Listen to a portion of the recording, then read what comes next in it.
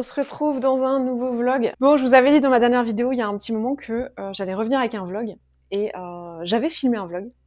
Mais en fait, j'étais tellement pas sûre de mon avenir, j'attendais les résultats de master. Voilà, j'étais dans une période de transition quand même assez importante. J'ai pas senti le fait de le monter et tout. Donc, je décide de refaire un vlog maintenant. Parce que je viens de me faire un mois de juin marathon. Je viens de terminer mon stage en centre de ressources autisme dans le cadre de mon DU TSA là hier. Les personnes avec qui j'habite sont actuellement à un événement auquel je ne suis pas invitée parce que c'est un événement à propos d'une personne que je connais depuis moins de 3 mois. Donc voilà. Ce week-end, je suis en mode tranquille, je vais quand même filmer cette vidéo et peut-être même la monter, la mettre en ligne, je ne sais pas trop. Donc voilà, mais ça me fait un bien fou de juste être sur YouTube parce que ça me manque de créer du contenu. Même si je crée un peu de contenu quand même sur les formats courts sur TikTok et Insta, mais pas autant que ce que je voudrais. Mais du coup, mon plan là, c'est de prendre du temps pour moi. J'ai bien dormi ce matin. Après, j'ai pas mal de travail dans la maison. Bon, là, j'ai un peu de ménage à faire. Faut que j'aille jeter le verre et le carton parce qu'on a énormément de verre, énormément de carton à aller jeter. Et en vrai, je suis super contente de faire ça et d'être toute seule ce week-end. Je pensais que j'aurais du FOMO au départ, donc une sensation un peu d'être isolée pendant que les autres sont en train de faire la teuf ailleurs. Et en fait, je me rends compte que ça me fait un bien fou de me retrouver toute seule là, après les 6 mois que je viens de passer. et j'adore l'idée de contribuer à ce qu'ils puissent tous et toutes faire la fête tranquillement pendant que la baraque est entretenue et qu'il n'y a pas à se poser la question pour arroser le jardin, il n'y a pas à se poser la question pour ouvrir et fermer les maisons. Vous savez comment c'est en ce moment avec les fortes chaleurs et la canicule, il faut ouvrir, refermer. C'est quand même de l'entretien. Nous, il y a 2 maisons là sur le terrain. Donc je m'occupe de ça et puis il y a 2 chats, il y a Mozette et il y a aussi un autre chat ici dont il faut s'occuper. Donc il y a du taf mais ça me va. Donc je suis en Corrèze.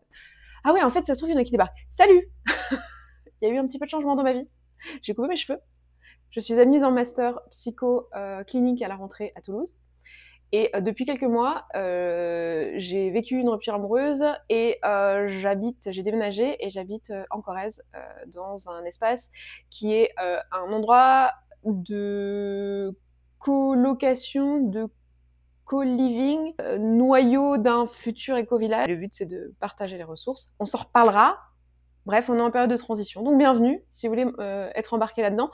Aujourd'hui, je vous vlog ma journée, donc je disais un peu de choses à faire ici. Et ensuite, cet après-midi, il faut que j'aille à Brive-la-Gaillarde, qui est la grande ville la plus proche,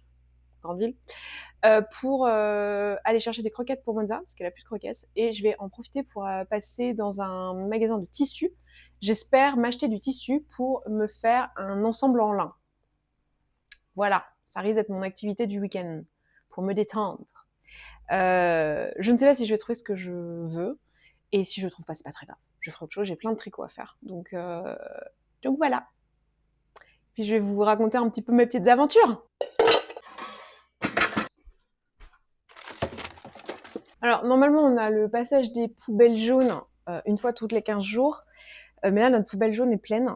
Parce qu'on a eu plus de monde que d'habitude à la maison ces dernières semaines avec les vacances et tout ça. Et avec les petits événements qui se passent dans la maison. Donc je vais aller amener une partie des ordures ménagères qui sont du tri, en même temps que je vais jeter les cartons, parce que l'endroit où je vais, où je peux jeter les cartons et le verre, il y a aussi un bac pour ces trucs-là. Donc comme ça va nous désengorger la poubelle jaune qu'on va pas pouvoir descendre avant jeudi prochain, et là on est samedi, donc ça va pas le faire. Vous m'avez vu faire ou pas? J'ai commencé à ranger la vaisselle. Je suis pas sur Italine aujourd'hui. J'ai commencé à ranger la vaisselle, puis je suis passée à autre chose. Enfin, c'est que des choses qu'il y avait à faire, mais je n'ai pas fini de ranger la vaisselle que j'ai commencé. Je suis passée aux poubelles et maintenant aux surfaces. Et j'ai pas fini la vaisselle. Donc, je vais finir de ranger la vaisselle. Je me fais rire. Voilà. Pas très grave. J'ai pas un fort besoin d'efficacité aujourd'hui. Si je suis pas très efficace, si je brasse un peu d'air, c'est pas très très grave.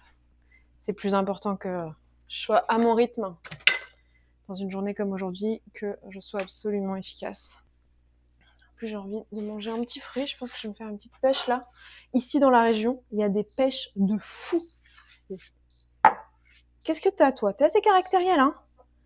Beaucoup de choses à dire, cette plaque, à chaque fois. Je ne savais pas, j'ai appris que, en fait, en France, la région de la Corrèze, Dordogne, tout ça, il y avait des pêches. Voilà, je ne savais pas. je m'étais pas posé la question en fait, parce que je vivais comme une Parisienne, bien que je ne sois pas parisienne. Hein, je vous rappelle que je suis haute-savoyarde. Moi, je suis née à Thonon-les-Bains. J'ai grandi à la montagne, vraiment dans la montagne. J'ai pas du tout grandi en ville.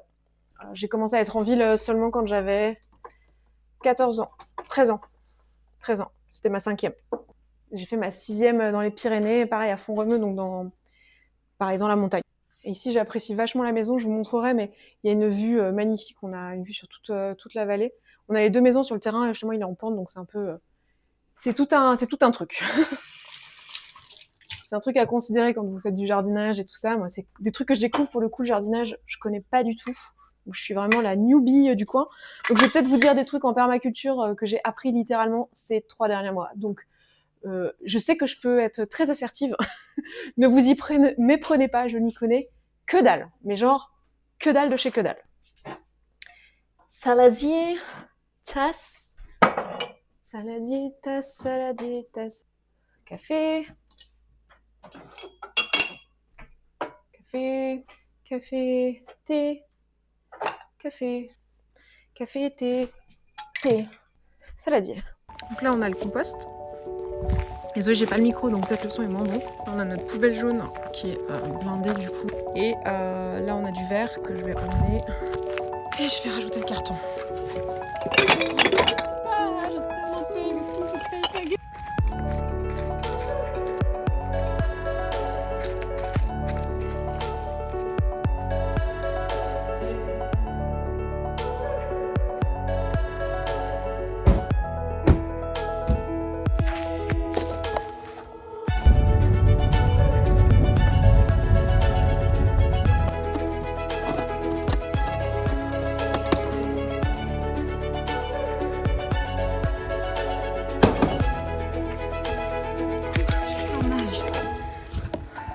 Je crois que j'ai tout.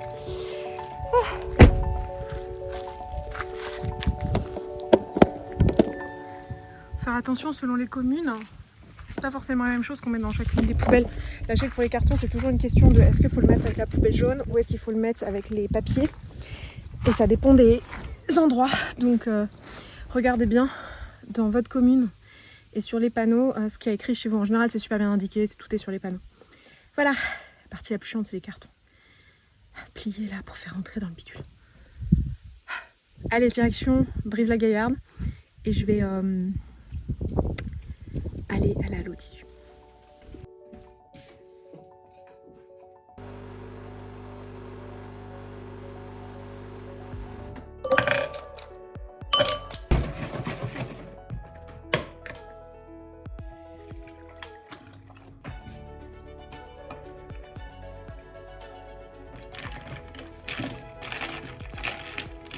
C'était bien la peine d'acheter des fontaines achat super cher.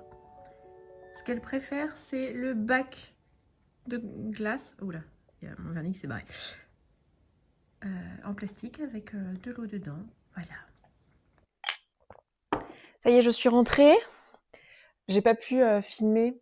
Je pensais vous filmer un peu la route, etc. Mais aller en pleine canicule, essayer de mettre une caméra, enfin un téléphone sur un pare-brise. La température n'a pas voulu, le téléphone n'a pas survécu. Et je vais vous montrer le tissu que j'ai acheté. J'ai acheté de quoi faire 2 ensembles en lin, c'est du 100% lin. Un bleu marine.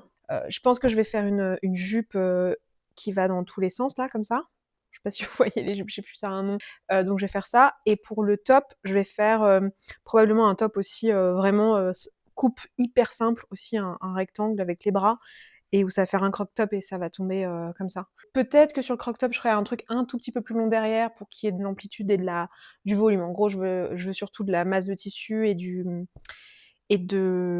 la largesse et des coupes qui tombent, des tissus qui tombent lourds. C'est pour ça que j'ai pris des lins plutôt épais. Donc 100% lin. Et j'ai pris un deuxième, un beige comme ça, hyper classique, beige un peu chiné, avec pour intention de faire un pantalon large. Simplement, je vais faire une fausse braguette et je voudrais faire une fente, parce que les pantalons larges comme ça, moi j'en ai 2. J'ai 2 ensembles en fait en lin que je porte tout le temps. Vous m'avez forcément vu avec. Ça fait 2 ans que je les ai, je les saigne et là ils commencent à s'user. Et je les avais achetés une centaine d'euros chacun. Et ça fait que 2 ans. et ils sont tous les 2 en train de s'user vraiment méchamment et du coup, ça me saoule. Donc là, pour 100 € de tissu et de fourniture, je vais pouvoir me faire 2 ensemble, donc c'est 2 fois moins cher quand même et en plus, c'est des lins qui sont de meilleure qualité que ceux du commerce que j'avais achetés. Donc l'idée, c'est d'avoir, de la durabilité et d'avoir le plaisir de le faire aussi. Donc je vais faire le même genre de pantalon, simplement, bah, du coup, ce pantalon en lin, de base, enfin les 2 ensembles que j'ai, en fait, les jambes larges, je me prends toujours le pied dans la jambe et je manque de tomber. Donc en fait, je vais faire une fente à peu près jusqu'au mollet, je pense, sur le côté, à l'extérieur, de telle sorte que si je me prends le pied dans le pantalon, eh bien, je ne vais pas tomber. Et en haut, je vais faire une chemise un petit peu oversize, un peu plus longue derrière. Voilà. Et j'ai pris des élastiques parce qu'on veut du confort. Donc élastique pour la jupe et élastique pour le pantalon. Et la personne qui m'a reçue à la halle au tissu de Brive-la-Gaillarde, elle est juste adorable. Une trop belle personne, trop gentille. Je suis arrivée, j'ai commencé à faire un petit peu mon marché, j'ai pris un peu le temps et tout. Et j'ai fini par crever de soif parce qu'en fait là, il faisait vraiment, je sais pas combien il faisait aujourd'hui, mais il faisait vraiment très chaud. Là, à l'intérieur, alors que tout était fermé et qu'il y a une énorme sensation de frais quand on rentre, il fait 30 degrés. Je regarde là parce qu'on a un thermomètre ici. Il fait 30 degrés à l'intérieur à 19h30 le soir. Alors que tout est fermé, il y a du blanc de meudon. Voilà, bon après on est en haut d'une butte, mais quand même. Et du coup, je crevais de chaud, j'avais super soif, et je lui ai demandé: «Excusez-moi, je sais que c'est pas votre boulot et tout, mais est-ce que vous avez de l'eau?» Et en plus, elle m'a fait une blague, parce que moi je suis trop premier degré, mais elle m'a dit: «Ah non, désolée, on fait pas ça». Je fais: «Ah, c'est pas grave, c'est moi qui aurais dû prévoir», et toi, elle fait: «Beh si, bien sûr, je vais pas vous laisser mourir de soif, je vais vous servir un verre d'eau, venez avec moi». Et elle m'a emmenée dans la petite salle où ils se font des cafés et tout, et elle m'a servi un verre d'eau. Puis du coup, bah, je lui ai expliqué ce que je cherchais comme tissu, et puis voilà, elle m'a conseillé, et c'est très cool. Et je suis fière de moi parce que je m'étais donné un budget de 100 € maximum et j'ai pas dépassé ce budget. Alors, j'aurais pu prendre d'autres trucs et prendre des tissus un peu moins bonne qualité et tout ça, mais en plus, j'ai pris des tissus en solde, donc ça c'est cool. Et, et j'aurais pu prendre d'autres choses, plein d'autres choses pour faire plein de trucs, mais j'ai pris exactement ce dont j'avais besoin, c'est-à-dire de quoi faire des ensembles en lin. Ah. Donc merci à elle. Voilà, si vous allez à l'Halle au tissu de Brive-la-Gaillarde, bah, sachez que la personne qui est là est vraiment très sympa. Et elle m'a pas laissé mourir de soif. Merci à elle. Voilà, et donc là, je vous disais jardin, enfin manger, jardin, entretien des maisons. C'est pas mal comme programme.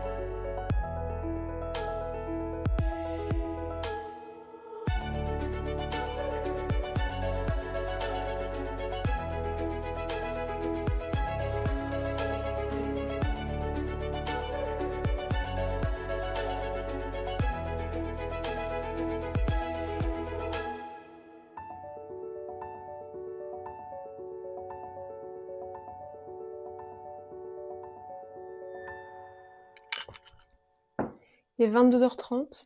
Je sais pas trop si vous êtes droit là. Il est 22h30, j'ai fini d'arroser, j'ai fini de m'occuper des 2 maisons, des chats. Voilà, là je suis KO, je pense que ça se voit, je suis en nage. J'ai juste envie d'aller prendre une douche, d'enlever toute la crème solaire que j'ai sur moi. Des tonnes de crème solaire et la remise de crème solaire au cours de la journée. Je déteste cette sensation un peu de, tu sais, vous savez, de crème solaire de la journée mélangée à la transpiration, c'est... Mais avant, je vais me boire cette petite pinte d'eau. Et puis, je vais prendre une petite douche et voilà. Il faut que j'arrose. Il y a des basiliques à l'intérieur qui méritent d'être arrosés. Donc, j'ai réussi à arroser tout le potager. Je pense que j'ai passé plus d'1 heure à arroser, alors que normalement, mes colocs arrivent à le faire en 40-45 minutes. Je pense que c'est surtout dû au fait que je débute complètement en jardinage et qu'il y a plein de plantes où je sais pas trop s'il faut les arroser ou pas. Il y en a, je sais pas encore reconnaître ce que c'est. Il y en a, je sais, puis il y en a, je sais pas. Et d'ailleurs, j'avais pas mis le son parce que vous étiez loin, mais je me disais, en fait, ça pourrait être mignon que vous m'entendiez, parce qu'il y a des moments, j'étais là, tu es quoi, toi? Je ne sais pas ce que tu es, mais tu as l'air d'avoir soif. Tiens. Et donc, elles m'ont dit, ouais, dans le doute, je dis elles parce que j'ai surtout 2 colocs, en fait, qui s'occupent du jardin. les autres pas trop, même pas du tout. Et du coup elles m'ont dit: «Si tu as un doute, tu arroses, voilà quoi». Et sachant qu'en fait on arrose en permaculture, c'est-à-dire que du coup j'ai appris ça très récemment. Donc encore une fois, c'est le moment où je peux avoir l'air assertive alors que j'y connais rien. Mais en gros, la façon un peu traditionnelle d'arroser, ou en tout cas par défaut, c'est vraiment arroser les plantes par-dessus, par les feuilles, et de manière un peu en balayage comme ça, et jusqu'à ce que ça soit mouillé, et c'est tout. Et le problème, c'est quand on fait ça, il n'y a pas beaucoup d'eau, et ça va ruisseler sur la plante, et ça va mettre un peu de temps avant d'aller dans la terre. Donc déjà, il y a une partie de l'eau qui va être évaporée avant d'arriver jusqu'à la racine. L'important, c'est la racine en fait. Et surtout, l'eau va pas, comme on n'arrose pas très longtemps, l'eau va rester quand même en surface, ce qui fait que la plante, elle va pas vraiment plonger ses racines profondément, elle va plutôt les développer à la surface, et elle va dépendre beaucoup de notre arrosage. En permaculture, de ce qu'on fait, c'est qu'on va plutôt arroser à la racine, parce que tant pis pour les feuilles, en fait, c'est pas, enfin, les feuilles vont s'hydrater par la tige de toute manière, donc il n'y a pas besoin d'arroser les feuilles. Et donc on va à la racine et on reste très longtemps, genre on met 20 secondes d'eau, on laisse très très longtemps l'eau pour qu'elle pénètre vraiment profondément dans la terre. Et l'idée, c'est d'inciter les racines en fait à aller chercher profond, pour qu'elles aillent chercher l'eau de plus en plus loin dans le sol, et qu'elles soient moins dépendantes des arrosages. Voilà. Et donc elles m'ont dit, en fait, faut pas tout arroser. Enfin, là, comme elles sont pas là juste un week-end, si jamais j'ai le doute, j'arrose. Mais c'est pas ce qu'il faut faire en pratique. Là, c'est juste que je débute et que je connais rien du tout, et que je me rends pas compte, j'ai pas encore l'expérience, quoi. Mais en fait, le but en permaculture, c'est justement de pas tout arroser tout le temps, pour laisser la plante devenir autonome en fait, et faire ses racines et dépendre moins des arrosages, avoir besoin de moins d'eau, parce qu'elle va chercher l'eau plus profonde dans la terre. Voilà. Voilà, c'est à peu près toute l'étendue de mes connaissances en jardinage. Je vais au moins être prête à écrire un e-book avec ça. Hein. Ça va, j'ai le droit de me moquer des dérives de ma propre profession, d'accord? C'est bon, j'ai un passe-droit. Je pense que je finirai ce vlog demain matin. Je me lève assez tôt en général. Et est-ce que j'ai ouvert là-haut? Putain, j'ai pas ouvert ma chambre. Je vais aller ouvrir ma chambre sous les toits pour que ça fasse du frais. C'est marrant, je me suis occupée de toute la baraque, des chambres des autres et tout, mais j'ai pas ouvert ma chambre. Alors que je suis la seule à dormir là. Bon, je vais aller ouvrir ma chambre. Et en général, je me réveille assez tôt, parce qu'en ce moment, je pense qu'on est tous pareils. Hein. Genre à 7-8 heures, je suis réveillée. Alors que je pourrais, quand je dis tôt, c'est pour un dimanche matin, ça. Je pourrais dormir jusqu'à pas d'heure. Mais voilà. Allez, bonne nuit. C'est le matin. Il me faut un café. Je ne retrouve pas le petit haut que j'avais hier, qui permettait de cacher ce décolleté, qui au final n'est juste qu'un décolleté de maillot de bain, finalement. Si vous m'aviez vu en maillot de bain, vous auriez vu exactement. Je sais pas si j'assume. Dans la vie, j'ai aucun problème à assumer, hein, mais dans Internet, je sais pas. Parce qu'en fait, il y a une grosse différence entre Internet et la vraie vie. C'est que Internet, si vous voulez, c'est comme si vous aviez le super pouvoir de lecture dans l'esprit des gens. Là, genre la télépathie. Moi, c'est pas du tout un super pouvoir que je voudrais si je pouvais choisir un super pouvoir. Enfin, je veux dire, c'est déjà avoir accès à ce qui se passe dans la tête des gens comme ça, sans demander et tout. J'ai bien assez de bordel dans ma propre tête. Vous voyez, et la tête des gens, je sais pas ce qu'il y a dedans, et parfois j'ai pas envie de savoir. Ce que je veux dire, c'est que c'est pas une peur du jugement de l'autre, c'est une peur d'avoir accès au jugement de l'autre. C'est genre, en fait, ça va être envahissant, quoi. C'est-à-dire que moi, dans la rue, vous voyez, là, je sors comme ça. Mettons, ce matin, je vais faire le marché, et je suis habillée comme je suis habillée aujourd'hui. Il y a peut-être des gens qui vont me juger, très probablement des gens qui vont dire des trucs, parce que bon, les femmes n'ont pas le droit de s'habiller comme elles veulent, donc ah, merde, décolleté, ah, c'est provoquant, oh, c'est pas classe, oh, elle est grosse, oh, c'est une pute, oh, je sais pas, tu vois, enfin, des trucs bateaux que je me doute, tu vois, genre il y en a peut-être quelques-uns qui seraient créatifs et je le saurais jamais, tu vois, mais je veux dire, dans l'ensemble, les gens vont peut-être se dire des trucs, mais en fait, je m'en fous parce qu'ils vont se dire des trucs. Enfin, j'ai pas, enfin, je sais pas comment dire, j'ai pas l'envie de contrôler ce que les gens pensent. Enfin, je veux dire, je suis pas dans leur tête, je m'en fous, ça ne m'atteint pas. Ces gens vont se dire des trucs, c'est à propos d'eux, ils vont se raconter des trucs dans leur propre tête, ils ont le droit de penser ce qu'ils veulent dans leur propre tête. Le problème d'Internet, c'est que les gens se contentent pas de penser des trucs. En fait, ils te disent ce qui leur passe par la tête. Donc c'est vraiment comme si tu avais le pouvoir d'être dans la tête des gens. Je sais pas, mais gens ils te disent ah pute, ah ma tasse. J'ai super mal dormi cette nuit, j'ai pas réussi à me coucher avant 4h du mat. Alors j'ai un peu la décompression de ma semaine et du mois de juin qui m'a tabassée, parce que je me suis pris un mois de juin hyper intense. Et là, je sens que c'est en train de me taper bien fort et que j'avais juste envie de me foutre la paix. Donc hier soir, j'ai pas essayé de me coucher tôt. Puis après, cette nuit quand même, quand vraiment je me sentais physiquement fatiguée, mais que je n'arrivais pas à dormir, je me suis dit: «Je me suis pas fait genre un café à 19h?» Si, je me suis complètement fait un café à 19h. Faut pas faire ça, j'ai passé l'âge de ces conneries. J'ai pas encore été me balader aujourd'hui. C'est compliqué en ce moment avec les chaleurs, le rythme il est un peu cassé quoi. Donc là, vous pouvez voir, vous pouvez admirer la magnifique vue, n'est-ce pas? Pardon, j'avais juste envie de vous troller. Voilà la magnifique vue depuis la terrasse. Hop. Ça, c'est la vue que je vous ai mise hier soir. Vous avez la vue sur le jardin, je vous ai posé sur la barrière là. Hop. Et la maison qui est là, c'est la seconde maison qui est sur le terrain. Et nous sommes en pleine Corrèze. Je vous demanderai d'ailleurs si vous reconnaissez le lieu de ne pas le dire. Je vais essayer de garder l'endroit exact privé. Donc là, on a les voisins qui ne sont pas du coup dans la coloc, mais ils sont juste des voisins. Et ça, c'est la maison. Vous voyez, il y a 2 étages, 3 étages. Enfin, je sais pas si c'est le meilleur côté pour la voir, mais la terrasse se poursuit là-bas. La terrasse continue de ce côté de la maison pour aller de ce côté de la maison. Là aussi, il faut arroser. Il y a plein de plantes aromatiques qui sont en train de crever, parce qu'on ne peut pas s'occuper de tout le jardin. Et là, il y a un autre bout de terrasse. C'est là-bas que je comptais aller. Il faut qu'on aille à la déchetterie. Il y a plein de choses. Il y a du tri qui a été fait. Donc là, on a un parasol qui n'est pas installé, mais on installe. Et il y a la suite de la vue. Et la table sur laquelle on mange très souvent, parce qu'elle est à l'ombre le matin et le soir. Donc, c'est parfait, quoi. La maison. Bon, ma chambre, elle est tout là-haut. Là, il y a le 2e étage avec la baie vitrée. Le blanc de Meudon, donc en ce moment, il n'y a pas une belle vue.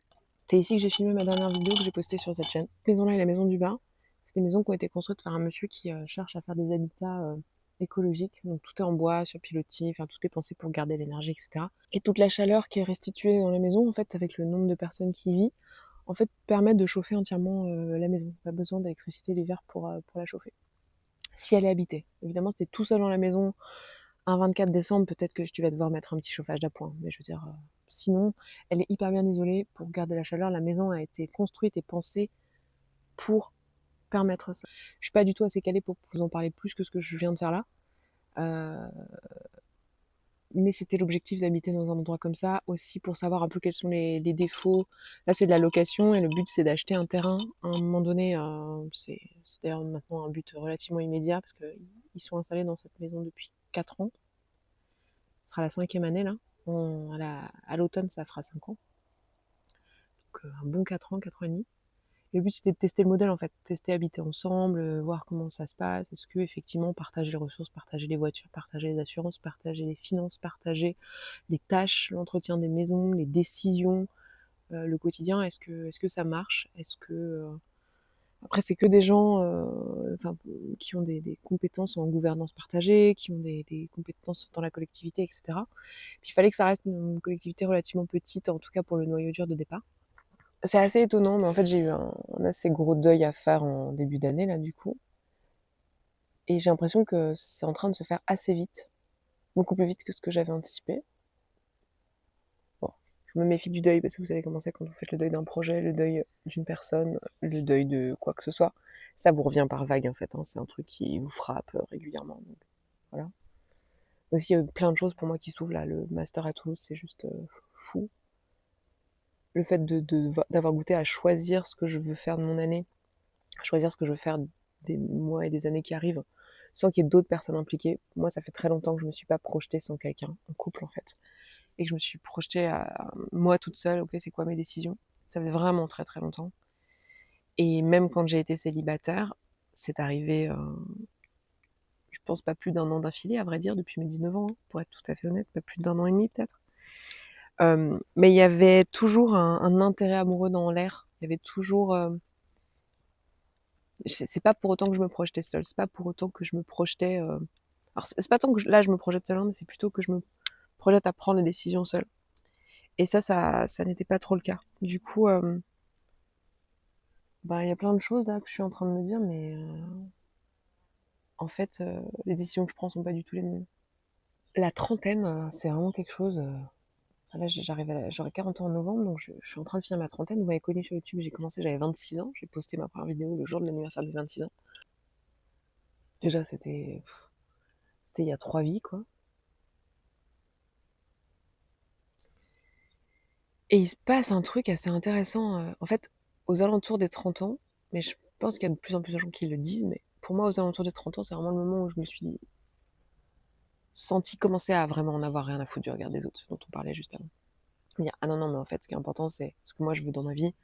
Ce qui est important pour moi, il y a que moi qui vis ma vie. Le statut social, tout ça, on s'en fout. C'est le moment où, super, j'avais ma thèse, j'allais me marier. Enfin, j'étais en train de cocher toutes les cases et j'étais: attends, attends, attends, attends, attends, qu'est-ce que tu fous en fait? Genre, toi, qu'est-ce que tu veux? Quelle vie tu veux mener? Qu'est-ce qui est important pour toi, etc.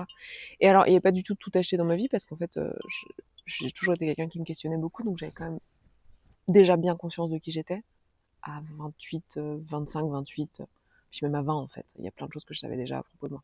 Mais bon, on va juste se concentrer sur la trentaine. Mais disons qu'à la trentaine, j'ai commencé à vraiment me dire, je fais mes choix pour moi et je mets des limites et j'arrête d'être people pleaser et je commence à arrêter la comparaison et à prioriser mon bien-être, etc., etc. Mais là, à 40 ans, c'est la même chose, mais incarnée. En fait. À 30 ans, c'est que dans la tête. C'est genre, ah là là, putain, Maïmlo, oh là là, le regard des autres, on s'en fout. Mais en fait, les actes suivent pas tout de suite. Enfin, ça suit, mais c'est un peu timide. C'est pas de people pleasing, mais un peu quand même. Tu te forces un peu à faire les trucs, puis après tu t'en veux, tu dis putain, mais pourquoi j'ai fait ça? Je savais que j'avais besoin de ça, et en fait j'ai fait ça. Et tu vois, t'essayes, enfin, tu navigues le truc en fait. Là, en fait, j'ai l'impression d'avoir une niaque qui revient, une niaque un peu différente, quoi. C'est un truc vraiment genre, je m'en fous. Genre, et c'est marrant parce que je retrouve dans cette énergie-là des trucs que j'avais déjà perçus chez des femmes bien plus âgées que moi d'ailleurs, quand j'étais plus jeune, genre des femmes de 50, 60, qui, qui dégageaient ce truc où je me disais, oh là là, mais elles n'ont rien à prouver, quoi. Genre, je trouvais ça très inspirant. Je me disais, c'est des nanas qui, elles vivent seules, elles n'ont pas de mec, elles font leur truc, elles s'en foutent. Tu peux les juger, ça sert à rien en fait. Elles vont même pas rentrer dans le jeu, c'est pas très intéressant. Tu vois. En fait, j'ai la flemme du jeu social. Là, la vie passe super vite, quoi. Genre, je veux vivre ma vie maintenant. Enfin, et en plus, avec l'état de la politique et de la planète, on a intérêt à vraiment profiter de ce qu'on a, quoi. Ouais, j'ai vraiment plus envie de faire semblant, quoi. J'ai jamais trop eu envie de faire semblant, mais là, c'est même pas genre j'ai plus envie, c'est juste c'est plus possible. Les conséquences me font plus peur. Je pense que c'est ça surtout. Les conséquences de ne pas faire semblant me font plus peur. C'est surtout ça la grosse différence. Ce que j'ai acquis dans ma trentaine, c'est ça. La confiance en moi, que en fait, les conséquences d'être moi-même de façon inconditionnelle me faisaient plus peur. Et que en fait, j'avais la capacité de gérer les conséquences. Bon. Et je dis ça, de temps en temps, je reçois une petite menace de mort, je vous avoue, je suis pas sereine. Ouais, on reçoit ce genre de trucs sur Internet. Dernièrement, il y a des gens qui voulaient me nuire, qui se sont énervés. Ah, mais c'est drôle cette histoire, faut que je vous dise. Il y a des gens qui se sont dit, parce que je suis coach dans la vie, donc vous savez ici, hein, et donc ça m'arrive de lancer des programmes, et j'ai proposé un programme d'accompagnement pour les gens qui passeront la sélection en master en psychologie l'an prochain. Et le bon moment pour lancer ce genre de programme, c'est à la fin de l'année scolaire, quoi, pour que les gens préparent leur rentrée. C'est un programme à faire dès la rentrée, en fait. Et il y a des gens qui m'ont menacé d'aller me dénoncer à la fac pour que je perde ma place en master, pour que je ne puisse pas m'inscrire parce que je suis dangereuse et pas éthique. Mais les gens sont fous, hein. Ça, des fois, en fait, des fois, ça me surprend combien. Enfin, là, je rigole, mais sur le moment, ça me faisait pas rire, quoi.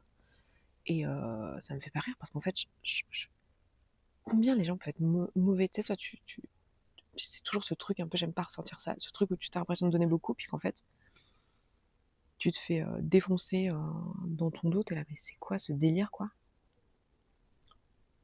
Genre, vous avez le seum à ce moment. Après, je peux comprendre le seum parce que la sélection de ma soeur, elle est un peu opaque et tout.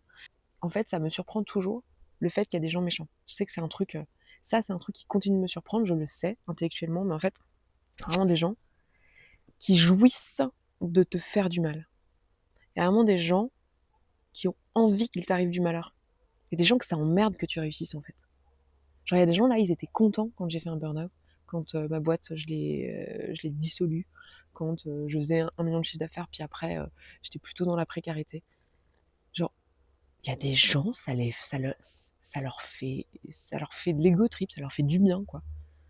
Moi, je trouve ça dingue. Et il y a des gens, ce qu'ils se disent, tu vois, c'est je vais aller te dénoncer et je vais essayer de t'enlever ta place de master. Déjà, vous allez faire quoi? Vous allez faire quoi? Vous êtes un petit groupe de gens, vous allez monter un dossier pour aller dénoncer quelqu'un. Déjà, vous dénoncez quoi? Elle est coach. Oui. Et ensuite, quand bien même, vous allez faire quoi? Genre, il va se libérer une place, vous allez vous battre pour aller la prendre. Enfin, je veux dire, c'est. Oh là là, j'ai. Et en même temps, c'est marrant parce que je vous dis ça, vous entendez ma taquinerie, hein, vous entendez mon agacement et combien je trouve ça absurde.